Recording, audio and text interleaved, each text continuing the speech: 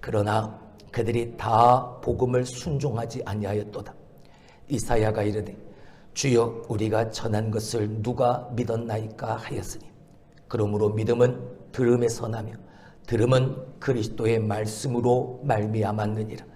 그러나 내가 말하노니 그들이 듣지 아니하였느냐?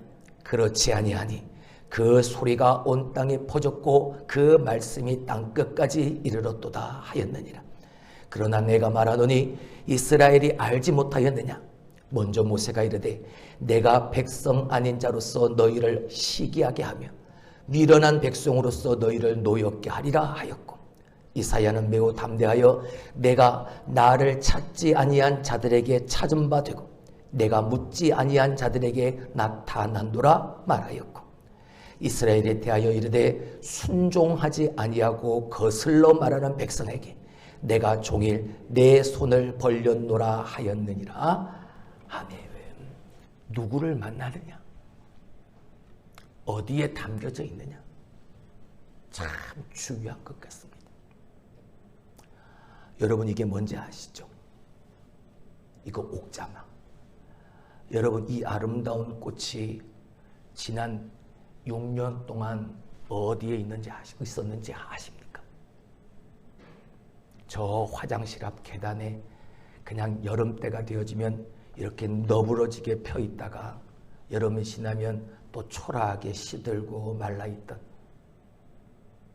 고무 화분에 담겨져 있던, 처치 곤란했던, 다 잘라내도 그 다음 해가 되어지면 또 기어코 흙을 뚫고 올라와서 꽃을 피우고, 지겹도록 그렇게 처치 곤란하게 그 자리를 지켰던 이 옥자마. 여러분, 누구를 만나느냐에 따라 화장실 앞 계단에 처박혀 있는 존재가 되어지기도 하고, 누구를 만나느냐에 따라 강대상에 이렇게 올라와 있기도 합니다. 누구를 만나느냐 정말 중요합니다. 따라합시다. 우리는 예수를 만나야 합니다. 할렐루야. 우리는 다른 것, 우리는 예수만 만나면 됩니다. 우리는 예수만 만나면 됩니다. 다시 한번 인사합시다. 예수를 만납시다. 목사가 교회를 위하고 성도들을 위해서 기도하는 건 많은 기도의 제목이겠지만 가장 첫 번째는 2023년 들었으면서 회복과 변화를 부르짖고 있지만, 이 회복과 변화를 이루어가기 위해서 가장 먼저 전제되어야 할 것은 무엇인가? 2022년, 2022년에 2023년을 준비하면서 깊은 생각을 했죠. 회복을 이루고 변화를 이루기 위해선 여러분 만나야 하는 겁니다. 누구를?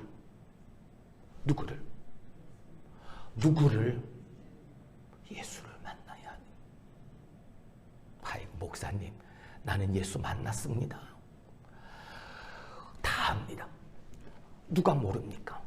예수를 만났으니까, 예수를 믿으니까 이 더운 날에도 어떤 환경 가운데서도, 어떤 조건 속에서도 그것을 뚫고 하나님 앞에 나와 주의 성전에서 예배하는 것이겠지요. 압니다. 네, 여러분, 30년 전에 만났으면 뭐합니까? 50년 전에 만났으면 뭐합니까? 오늘 나는 그 예수를 잃어버리고 사는데, 나는 오늘 그 하나님을 잃어버리고 사는, 전에 내가 만났던 예수가 중요한 게 아닙니다. 오늘 내가 그 예수를 만나야 이렇게 되는 겁니다. 내가 다시 예수를 만나야, 오늘도 변함없이 예수를 만나는 삶을 살아야 이렇게 아름다운 그리스도인 하나님의 자녀 되어지네. 할렐루야. 여러분의 평생의 삶을 통해 그 예수를 만나는 삶을 이어갈 수 있길 주님의 이름으로 축원합니다. 그렇게 예수님 만나니까 감사할 수밖에 없는 거예요. 오늘도 예수 만나고 내일도 예수 만날 걸 기대하니까 그게 너무나도 감사합니다. 그러니까 오늘도 하나님 앞에 감사하며 예배를 드리는, 특별히 유대인들이라면, 이스라엘 백성들이라면, 남자라면 당연히 1년에 3번 반드시 너희는 제사를 드려야 된다. 그 3대 절기 중에 하나가 바로 오늘 이 맥주절입니다. 유월절을 지켜야 되고, 맥주절을 지켜야 되고, 수장절을 반드시 유대인 남자라면, 이스라엘 백성들이라면 당연히 하나님 앞에 나와 예배 제사 드려야 했죠. 그 3대 절기 중에 하나가 맥주절입니다. 그리고 이 맥주절은 흔히 칠칠절이라고 불리기도 하고 오순절이라고도 불리기도 합니다. 이 맥주절의 의미가 무엇입니까? 40년 동안 광야 생활하다가 하나님이 당신이 백성들에게 약속하신 약속의 땅 가나안 땅에 들어가서 그곳에서 정착하고 음난 소산물을 하나님 앞에 드렸던 절기가 바로 이 맥주절입니다. 그러니까 이 맥주절은 광야에서 유리하고 방황하고 살다가 이제 정착해서 하나님이 내게 베푸신 그 은혜로 말미암아 열매를 거둔 그 첫 번째 열매들을 가지고 하나님 앞에 제사를 드렸던, 어떤 것보다 물론 다 중요하고 다 기쁘고 다 놀라운 거지, 어떤 제사보다 기쁨으로 가득한 제사였을 것입니다. 그 첫 수확을 거둔 지 7주가 지난 때, 그래서 77이 49, 그래서 77절, 그리고 오순절이라고도 동일하게 불려지게 되어지는 거죠. 사랑하는 성도 여러분, 우리는 오늘 우리의 믿음의 선조들, 이 이스라엘 백성들처럼 농사 짓지는 않습니다. 물론 우리 장로님 농사 짓지만, 야채도 그런 농사를 짓긴 하시지만, 우리는 그렇게 우리의 믿음의 선조들처럼 농사를 짓지는 않습니다. 하지만 올 한 해, 지나온 이 나의 삶을 생각해 보면, 나의 삶을 통해서 베푸신 하나님의 은혜가, 나를 인도하시고 나를 지키시고 보호하신 하나님의 복이 얼마나 넘쳐나 있는가, 얼마나 가득한가를 우리는 보게 되어집니다. 이런 우리의 삶의 현실 속에서 오늘도 나와 함께 하시는 그 하나님의 그 은혜를 생각하며 하나님 앞에 나와 내 안에 있는 감사를 표현하는 제사, 이게 바로 오늘 우리가 맥주절에 감사의 예배를 드리는 그 의미가 되어지는 것이겠죠. 따라합시다. 하나님 감사합니다. 하나님 감사합니다. 뭐가 그렇게 감사하십니까? 오늘도 나를 살게 하신 것이 감사하죠. 예배 드릴 수 있도록 시원한 예배당이 있고, 이 넓은 예배당이 있고, 언제나 어디서나 교회를 생각하고 교회로 나와 하나님께 기도하고 하나님을 예배할 수 있는 공간이 있으니 너무나도 감사.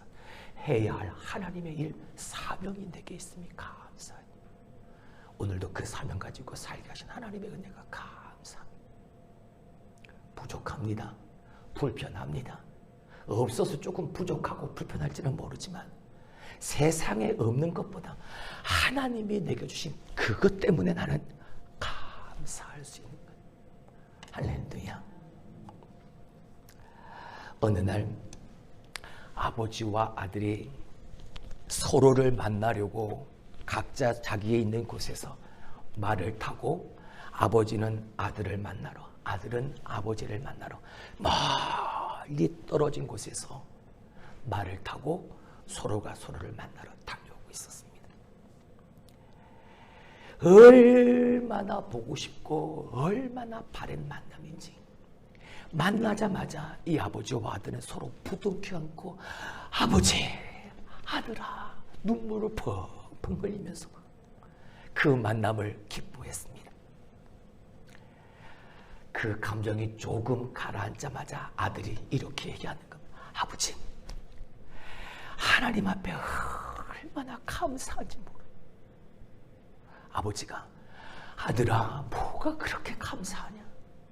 아버지, 내가 아버지를 만나러 오늘 말을 타고 열심히 달려오는데 그만 이 말이 나도 급하지만 이 말도 급했는지 너무나도 급하게 가다가 나무 뿌리에 걸려서 아버지 내가 3번이나 넘어졌습니다. 말에서 자빠졌는데 아무데도 다친 데가 없습니다. 하나님의 은혜가 얼마나 감사한지. 그랬더니 아버지가 그래 나도 감사할 것. 너는 나를 만나러 오면서 3번이나 넘어졌는데도 아무 다친 데가 없. 그게 감사했다면 나는 너를 만나러 오는데 한 번도 넘어지지 않게 하신 하나님, 그 하나님의 은혜가 얼마나 감사한지 모르겠어요. 기억나십니까? 지난 2022년 맥주 감사 주일, 여러분에게 다시 감사라는 주제를 가지고 좋은 일에도 감사, 안 좋은 일에도 감사, 무엇보다 당연한 일에도 감사, 그 말씀을 드렸던 기억이 납니다. 3번 넘어져도 감사, 안 넘어져서도 감사, 이래도 감사, 저래도 감사. 여러분, 오늘 이 이야기가 우리에게 주는 교훈이 무엇입니까? 여러분에게 왕왕 말씀을 드리지만 지금의 이 시대는 감사를 잃어버린 시대라고 하죠. 예전에 비해서 훨씬 더 나는 더 많은 것을 누리고 있음에도 불구하고, 그럼에도 있는 것보다 없는 것, 그것 하나 때문에 원망하고 불평을 널어놓는 그런 시대라 말씀을 드렸습니다. 이런 시대를 살아가면서 우리가 지난 시간 걸어온 이 6개월의 상반기를 돌아보면서 말이 넘어졌으나 다치지 않았던 사람은 오늘도 그렇게 나를 돌보신 하나님의 그 은혜에 감사해야 되는 시간이 되어져야 할 것이고, 아무 일 없이 무사히 지난 6개월을 지내왔다면 넘어지지 않도록 하신 하나님의 그 은혜에 감사하는 오늘이 되어야 하는 겁니다. 할렐루야. 근데 더 귀한 것이 무엇입니까? 그럼에도 왜 신앙의 감사가 더 귀한 겁니다. 비록 무화과 나무가 무성치 못하고 포도나무에 열매가 없고 감람나무에 소출이 없고 밭에 먹을 것이 없고 우리의 양이 없고 외양간에 소가 없을지라도 여호와 하나님 한 분만으로 나는 기뻐하고 즐거워하리로다. 할렐루야. 이 그럼에도 감사한 모습을 보이는 것, 여러분, 이것이 진정한 감사입니다. 오늘 본문의 말씀은 사도 바울이 이스라엘 민족이 예수님을 믿지 않고 있던 그 사실에 대해서 로마서 9장에서부터 11장까지 설명하는 그 가운데 일부분의 내용입니다. 이스라엘이 하나님의 메시아를 기다렸습니다. 그리고 하나님은 그들에게 그 메시아를 보내셨습니다. 그러나 이들은 그 메시아를 믿지 않았고 영접하지 않았습니다. 오히려 그 메시아를 배척하고 십자가에 못 박아 죽게 만들었습니다. 여러분, 이것만큼 이율배반적 모습이 어디에 있겠습니까? 이 사실에 대해서 오늘 사도 바울은 이렇게 말하는 거예요. 이스라엘은 할 말이 없다. 왜? 하나님이 전해주시고 하나님이 들려주시고 하나님이 알게 하셨는데 이스라엘 너희는 받아들이지 않았고 믿지 않았고 알지 못했다. 하나님은 하실 만큼 다 하셨는데 너희는 그렇지 않았다. 너희는 할 말이 없다. 하나님은 그들에게 생명의 말씀을 전하셨습니다. 16절의 말씀을 한번 보실까요? 그러나 그들이 다 복음을 순종하지 아니하였도다. 이사야가 이르되 주여 우리가 전한 것을 누가 믿었나이까 하였으니 분명히 전했습니다. 누구를 통해서? 선지자들을 통해서 예수 그리스도 메시아 그분의 이야기를 분명히 이스라엘 백성들에게 들려주었습니다. 조상 대대로 하나님의 선지자들이 그들에게 나아가서 생명 걸고 목숨의 위협을 느끼면서까지 그들은 예수 그리스도를 그들에게 전했습니다. 당연히 이스라엘 백성들은 그 생명의 말씀을 들었습니다. 18절의 말씀을 봅니다. 그러나 내가 말하노니 그들이 듣지 아니하였느냐? 그렇지 아니하니 그 소리가 온 땅에 퍼졌고 그 말씀이 땅끝까지 이르렀더라. 그 소리가 온 땅에 퍼졌고 그 말씀이 땅끝까지 이르렀는데 그들이 들었다 듣지 않았다. 듣지 않았다. 분명히 선지자를 통해서 들려주었는데 생명의 말씀을 들려주었는데 그들은 뭐하지 않았다. 생명의 말씀을 들음으로 그들은 분명 예수 그리스도임을 알았습니다. 근데 19절 20절 말씀을 보죠. 그러나 내가 말하노니 이스라엘이 알지 못하였느냐? 먼저 모세가 이르되 내가 백성 아닌 자로서 너희를 시기하게 하며 미련한 백성으로서 너희를 노엽게 하리라 하였고 이사야는 매우 담대하여 내가 나를 찾지 아니한 자들에게 찾은 바 되고 내게 묻지 아니한 자들에게 나타났노라 말하였고. 자, 어렵죠. 제가 이 부분을 현대인의 성경, 쉬운 성경을 통해서 제가 이렇게 읽어드릴게요.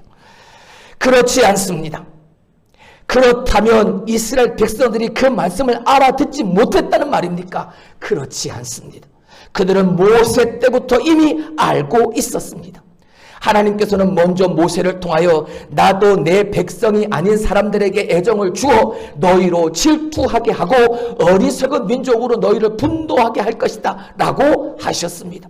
그리고 이사야는 더욱 담대하게 나를 찾지 않던 사람에게 내가 발견되었고 나에게 묻지 않은 사람들에게 내가 나를 나타내었다. 하나님의 말씀을 전하였습니다. 저는 그 말씀을 들었습니다. 그리고 그들은 알았습니다.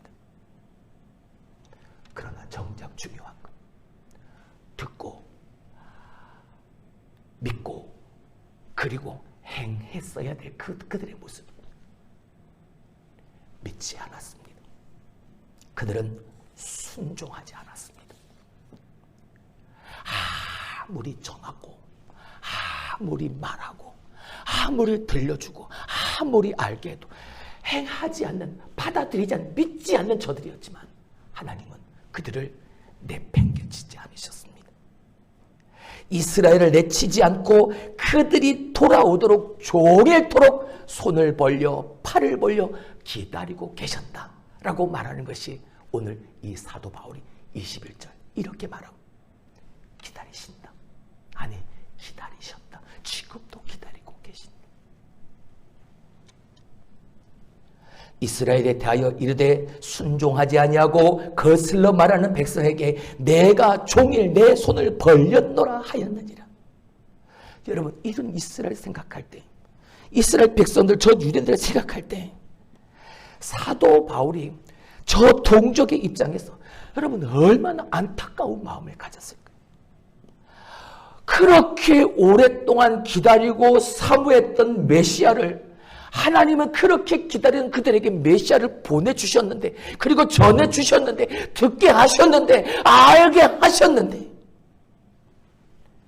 다른 사람들보다 그 메시아에 더 듣고 더 믿고 더 구원받은 감사의 삶을 살았어야 할 그들이, 그렇지 못한 그들을 보고 이 사도 바울의 마음이 얼마나 아팠을까. 얼마나 감사한 일이고 얼마나 영광된 일이고 얼마나 축복된 일입니까? 할렐루야, 할렐루야. 예수의 생명의 말씀을 전해주셨고 그 말씀을 듣게 하셨고 그 말씀을 통해 알게 하신 그 메시아 예수 그리스도를 믿고 순종하면 끝! 그런데 믿지 않고 순종하지를. 사랑하는 성도 여러분, 오늘 2023년 맥주 감사주의를 맞으면서 2022년엔 다시 감사라는 주제로 여러분에게 말씀을 드렸지만 이번에는 2023년에 따라갑시다. 들음, 믿음, 그리고 기다림. 할렐루야.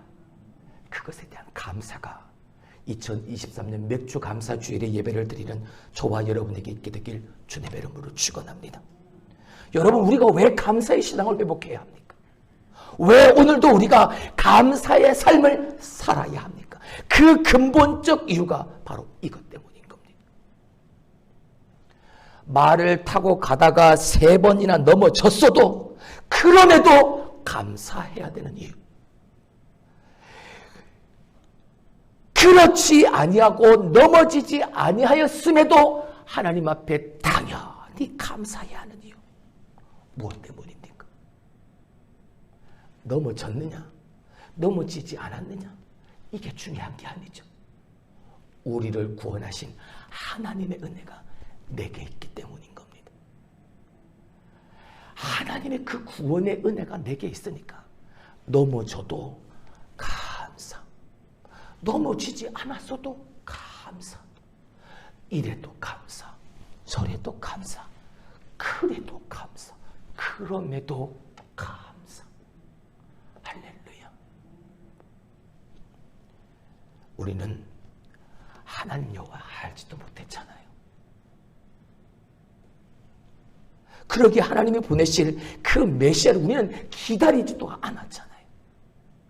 그럼에도 불구하고 우리에게 복음이 전파되어졌고 우리에게 전해진 그 생명의 복음이, 그 말씀이 들려졌고 내게 들을 그 생명의 말씀에 내가 그 말씀을 통해서 내가 알게 되어졌고 내가 듣고 내가 안 그 예수 그리스도를 믿게 되어진 이 사건, 구원의 하나님의 은혜, 그게 내 안에 있으니 감사한 거죠.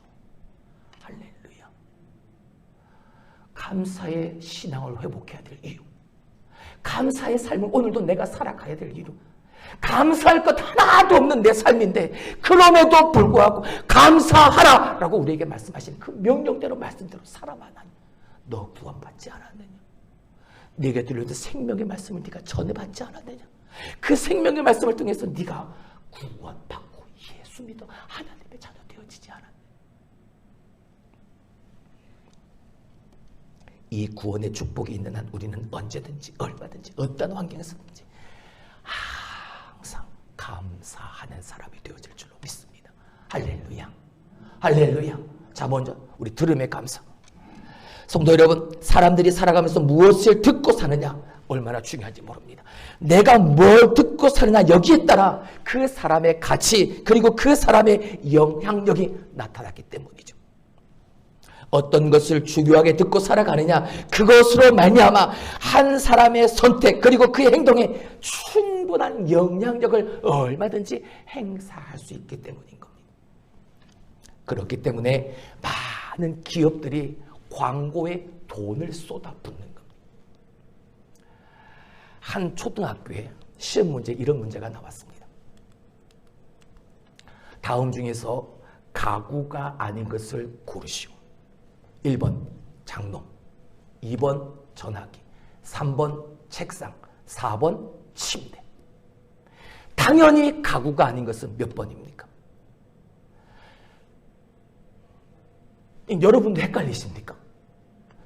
가구가 아닌 것 몇 번입니까? 2번이죠. 전화기는 가구가 아니잖아요. 전화기는 전자제품이죠.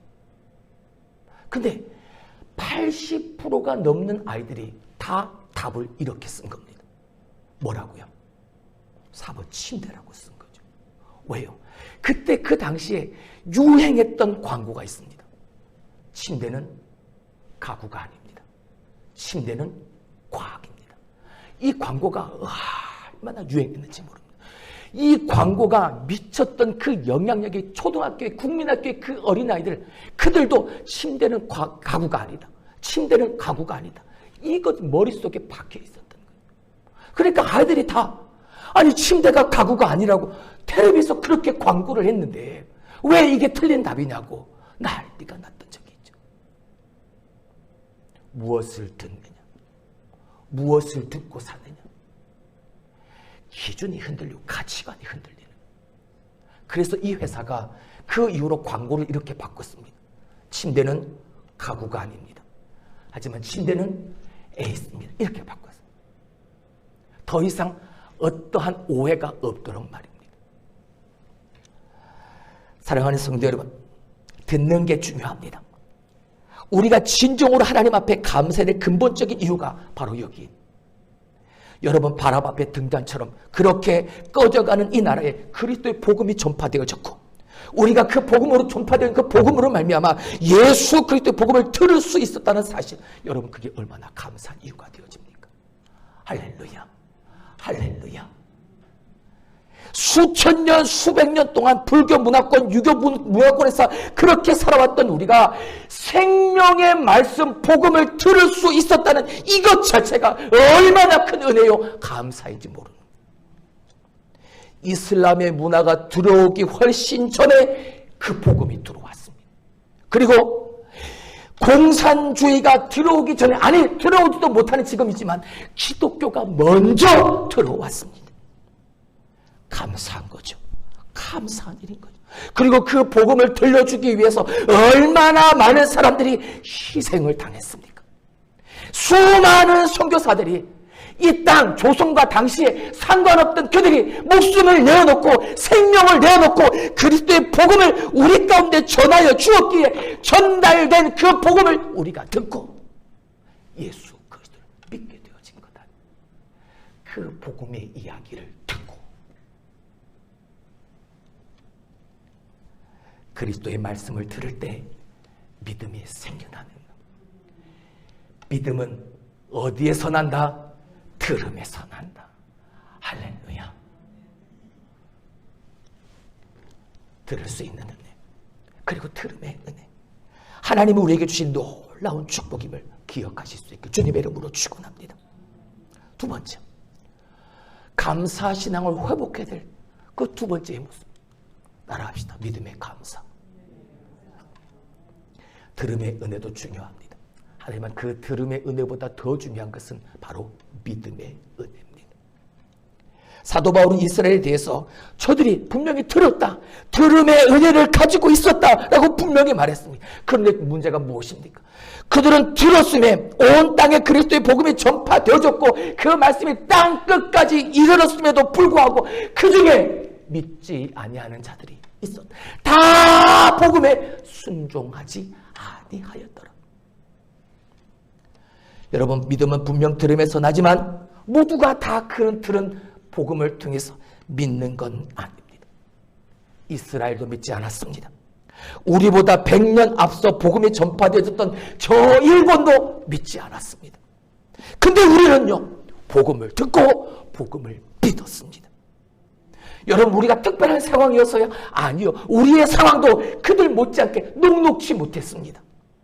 500년 동안 유교의 문화가 이 땅을 지배했고 그 이전부터 내려왔던 천년의 불교 문화가 이 땅 위에 가득했습니다. 그리고 샤머니즘이 수천 년 동안 이 나라의 민족 가운데 그들의 마음의 밭에 깊이 뿌리를 내리고 있었죠.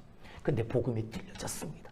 복음이 들려졌고 그 들려진 복음으로 말미암아 내 마음의 밭에 그 복음의 씨앗이 떨어졌을 때 그 씨를 새들이 먹지 않고 돌밭과 가시밭에 떨어진 그 씨앗과 같이 그냥 중간에 시들어 버리지 않고 30배, 60배, 100배의 열매를 거두게 되어진 것이죠. 할렐루야. 무엇으로 말미암아? 믿음으로 말미암아. 내게 들려진 그 말씀을 들려진 그 말씀을 믿음으로 말미암아. 그래서 믿음은 하나님의 선물인 겁니다. 여러분, 이 땅에, 그리고 우리의 가정에, 우리의 교회에, 내게 그리스도의 복음이 뿌리 내릴 수 있도록 믿음을 주신 건 하나님이 우리를 다시 살리시기 위함인 겁니다. 할렐루야. 우리를 다시 살리시려는 내 가정을, 내 삶을, 우리의 교회를, 이 나라를 다시 살리시려는 하나님의 전적인 은혜인 겁니다. 그래서 우리를 믿게 하신 겁니다. 오늘 우리가 누리는 이 모든 혜택들은 그리스도의 그 복음과 함께 시작되었다는 사실 우리가 잊지 않길 주님의 이름으로 축원합니다. 할렐루야. 우리가 믿고 무엇보다 내가 믿는 그 복음으로 말미암아 오늘도 하나님 앞에 감사의 예배, 감사의 제사를 드릴 수 있는 우리들이 될 수 있기를 주님의 이름으로 축원합니다. 세 번째, 우리가 감사의 신앙을 회복해야 될 분명한 이유. 무엇 때문에? 이것 때문인 거죠. 기다림의 감사. 에스겔 선지자는 에스겔서를 통해서 우리에게 분명히 가르쳤습니다. 이스라엘의 멸망은 하나님의 영광을 떠난 것으로 그렇게 표현을 했죠. 이스라엘의 멸망을 하나님의 영광이 떠났다. 이스라엘이 범죄했을 때 하나님의 영광이 거하시는 그 지성소를 떠나서 성전 문지방에 머물렀고, 이 성전 문지방에 있던 이 영광이 다시 그곳을 떠나 저 한적한 성전 동문에 이르렀고, 그 성전 동문에 머물러 있던 여호와의 영광이 이제는 아예 성전을 떠나버려 그 성읍 동쪽 산에 머무르게 되어졌다고 말입니다. 무엇 때문에? 이스라엘 백성들이 지은 그 죄 때문에. 여호와의 영광이 성전을 떠나고 이스라엘을 떠나게 되어졌을 때 이스라엘은 망할 수밖에 없게 되어진 것. 무엇 때문에? 그들이 지었던 그 죄 때문에. 사랑하는 성도 여러분, 다시 우리가 회복하기 위해서, 우리가 다시 살기 위해서 무엇이 필요한? 그 하나님의 영광이 다시 우리 가운데 머물러 있어야 하는. 할렐루야. 하나님의 영광이 저 신의 산 호렙산이 가득했을 때, 모세가 하나님부터 율법을 받기 위해 그것이 올라갔을 때 하나님의 영광의 구름으로 가득한 그것을 보고 사람들이 두려워했어. 그걸 회복해야 돼. 우리가 살기 위해서. 그래서 그 하나님의 영광이 우리 가운데 다시 회복되어지고 그 영광이 우리 안에 머물 수 있도록 우리는 돌아서야 하는, 다시 복음으로 돌아와야 하고, 다시 말씀으로 살아가야 하고, 무엇보다 하나님께로 돌아와야 하는. 하나님은 지금도 그 손을 벌리시고 당신의 백성들이 돌아오기를 기다리시는 사랑의 하나님이십니다. 오늘 본문의 사도 바울이 그 하나님을 그렇게 표현하고 있는 거예요. 들려줘도 듣지 않고, 알게 해도 알지 못하는 하나님은 그럼에도 불구하고 너희를 발 벌려 손 벌려 기다리고 계시는 분이시다. 렘브란트가 그린 돌아온 탕자라는 그림입니다. 렘브란트가 이 누가복음의 이 이야기를 통해서 자기에게 받은 그 은혜 그대로를 이 그림을 통해 그렸죠. 아버지가 있고 둘째 아들이 있고 큰아들이 있고 주위에 다른 사람들이 있습니다. 먼저 아버지의 모습을 한번 보죠. 아버지가 입고 있는 빨간 외투, 저 붉은색의 외투, 아버지의 아들에 대한 사랑, 그 열정을 표현하는 색인 겁니다. 렘브란트가 느꼈던 그 하나님의 은혜 그대로를. 그리고 저 아버지의 모습을 보게 되어지면 잘 보이지는 않겠지만 아버지의 눈은 초점이었습니다. 그리고 아버지의 눈이 짓눌려져 있습니다. 짓물러 있습니다. 왜요? 그 둘째 아들을 기다리며 하염없이 흘린 그 눈물을 닦고 또 닦고 또 닦다 보니까 저렇게 눈이 짓물러 버린 거예요. 그러니까 제대로 보이지도 않아요. 시선이 어디에 있는지 초점이 맞지를 않는 거예요. 그리고 그 밑에 아들의 모습을 한번 보시죠. 무릎 꿇고 있는 아들의 그 옷이 얼마나 남루합니까? 근데 그 아들이 신고 있는 신발을 한번 보시죠. 하나는 한쪽은 벗겨진 채로 있고 또 한쪽은 밑바닥이 뜯겨져 있습니다. 세상에서 내 마음, 내 생각대로 살다가 어려움과 힘듦과 고통을 겪으면서 그래도 아버지의 품을 향하여 저것 가지고도 그렇게 달려왔던, 그렇게 힘들고 고생스러운 삶을 살았던 걸 저 모습으로 저렇게 그려놓았던 거죠. 네, 여러분, 이 아들을 품고 있는 아버지의 손을 한번 보시죠. 두 손이 틀립니다. 한 손은 보들보들합니다. 또 한 손은 불뚝불뚝 힘줄이 보입니다. 왜 달릴까요?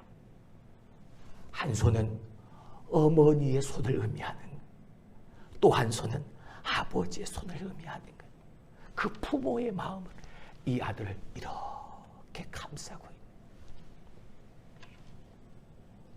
그리고 그림엔 잘 보이지 않지만 저 뒤쪽에는 이 아들을 위해서 가락지와 신발과 송아지를 끌고 오는 모습도 보인다고 합니다.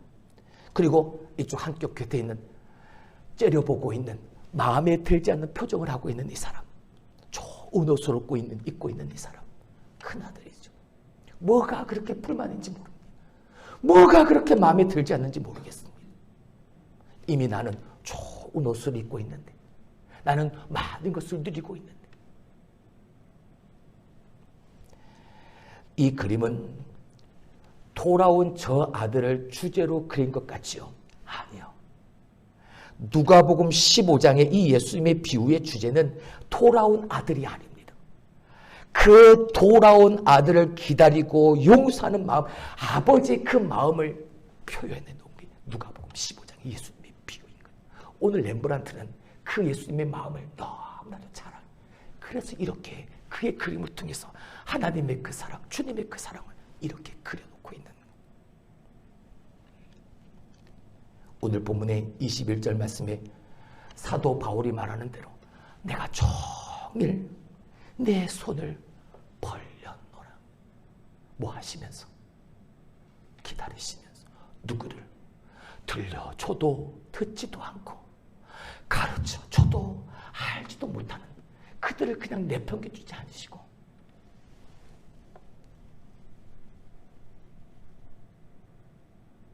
그냥 무작정 기다리시되 그 기다림에 하나님의 은혜에 대한 감사. 할렐루야. 우리는 다시 돌아가야 합니다. 복음으로 돌아가야 하고 믿음으로 돌아가고 말씀으로 돌아가고 하나님께로 돌아가야 합니다. 적극적으로 오늘도 우리가 하나님을 믿고 의지하면서 내가 하나님 앞에 기도하고 내가 주님을 바라보는 그 올곧은 신앙을 가져야 하는 것이죠. 오늘 맥주 감사주의를 맞이하면서 다시 한번 하나님이 우리에게 이러한 은혜를 베풀어 주실 수 있는 복음을 전하게 하시고 그리고 그 복음 하나님의 생명의 말씀을 믿게 하시고 그 복음을 통해서 나를 살게 하신 하나님의 그 은혜에 감사의 신앙으로 나아갈 수 있는 이 예배가 될 수 있기를 주님의 이름으로 축원합니다. 그리고 그렇게 하나님 앞에 응답하면서 이 맥주 감사절에 대한 나의 신앙의 고백을 실천하며 나아갈 수 있기를 주님의 이름으로 축원합니다. 이미 내가 받은 그 하나님의 은혜, 오늘 내가 그 감사의 마음으로 내일 내게 베푸실 그 하나님에 대한 기대로 하나님 앞에 나아가는 오늘 이 맥주 감사주일의 예배가 되기를 주님의 이름으로 축원합니다. 그렇습니다. 하나님은 오늘 우리에게 복음 예수 그리스도를 듣게 하셨고 들은 것을 우리에게 믿게 하셨습니다. 그리고 듣고 믿은 자들이 그 은혜에 감사하여 속히 돌아오기를 오늘도 하나님은 두 팔을 벌려 우리를 기다리고 계십니다. 하나님은 이렇게 돌아와 듣고 깨닫고 알고 하나님 앞에 감사하는 성도들을 하나님은 기억하셔서 더욱더 놀라운 은혜와 복으로 감사 위에 감사, 감사보다 더 큰 감사의 삶을 살게 하실 줄로 믿습니다. 오늘도 감사를 넘치게 하는 성도들에게 넘치는 은혜를 주실 것을 믿고 오늘 이 맥주 감사주일의 예배를 통해서 다시 한번 우리에게 베푸신 하나님의 그 들음의 은혜, 그리고 그 믿음의 은혜, 그리고 그 기다림의 은혜에 대한 감사의 삶을 살아갈 수 있는 2023년 맥주 감사주일의 예배를 드리는 하나님의 말씀을 듣고 그 말씀을 살아내는 우리들이 될 수 있기를 주님의 이름으로 축원합니다. 기도합니다.